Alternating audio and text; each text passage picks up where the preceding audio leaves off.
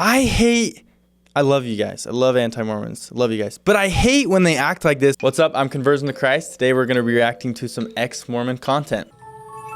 For anyone who needs to hear this, you do not have to believe in Jesus in order to be a good person. And if any religion promises blessings for getting baptized in his church, that is coercive language.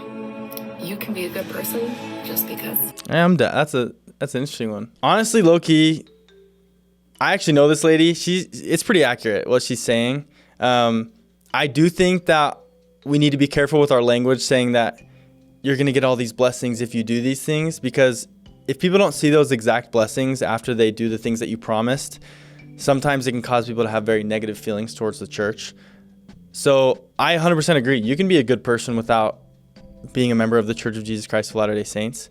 But I will say this, like, the Church of Jesus Christ of Latter-day Saints is the best place to find that true happiness. For some people, it's hard to find that because, you know, there's a lot of things that are kind of messing with our journey through the gospel and to find Christ. But from my experience, it is the best place to find happiness.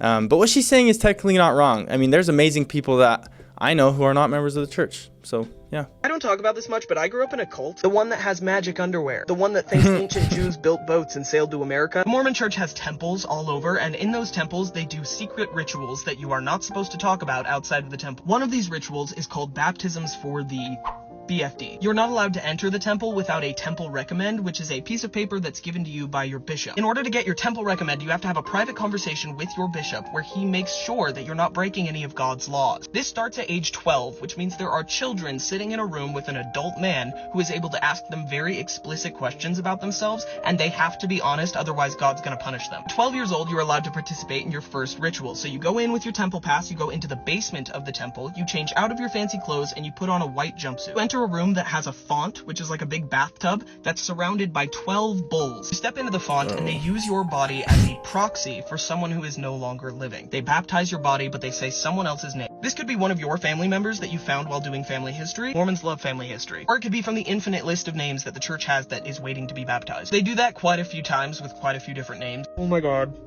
The missionaries are walking down the street as I'm recording this video. Nope, we are leaving. I'm going home. Here are some not so fun facts. Anne Frank has been baptized 9 times. I don't know if I can say his name on here, but you know the really bad guy? The one with this? He's in there too. Also, Elvis has been baptized like 7 times. Oh my gosh, dude. I love you guys. I love anti-Mormons. I love you guys. But I hate when they act like this. Most of the stuff they're saying, they don't realize is not just rooted in Mormonism.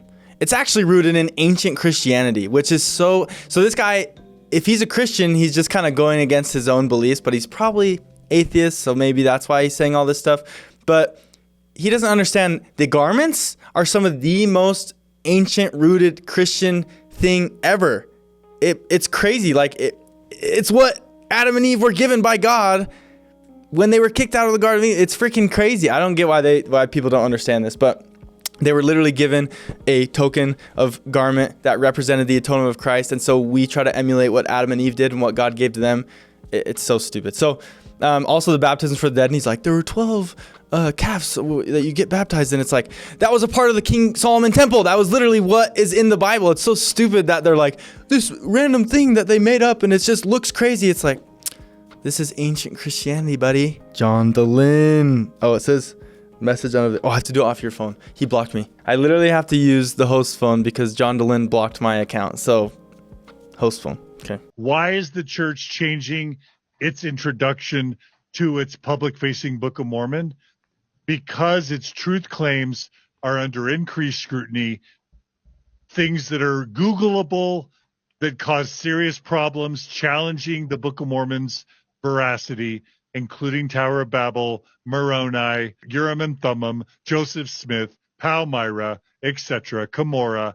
And so the church is desperately trying to stop the hemorrhaging of people leaving the church or not having any interest in joining the church. So they're playing with the Book of Mormon introduction to see if they can slow the hemorrhaging and or the death of its missionary efforts in the developed world. I mean, I have a lot of opinions about this, but I think the church and its doctrine is amazing. I think the leaders over time learning from, I mean, President Nelson says it himself. He says, any form of truth that comes from anywhere is God's truth. We love that truth.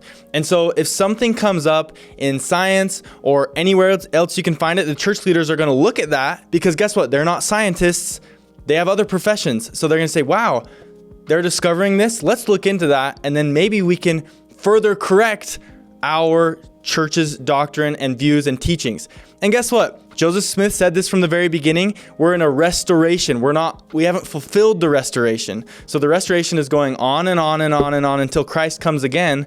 And so that means, I mean, President Nelson, he literally says, wait till next year. It's going to be crazy. It literally is a continual restoration. So just remember that when you say, oh, 10 years ago, the Book of Mormon said thy, and now it says thee. Oh no, they're wrong. It's like, guys, we're human trying to receive revelation from God, and we're trying to do it the best we can. It's not like God is up there and he's like, this is what you do 100%. It would take away their agency. They need to choose to be close to Christ and God to receive that revelation to take action in the church. So if God was just telling them 100% what to do all the time, it would take away their agency and it would get rid of the whole plan of salvation. Why the frick did he block me? I have no clue why he blocked me. I kept reacting to his content and then out of nowhere he just blocked me and I was like, yeah, I don't know.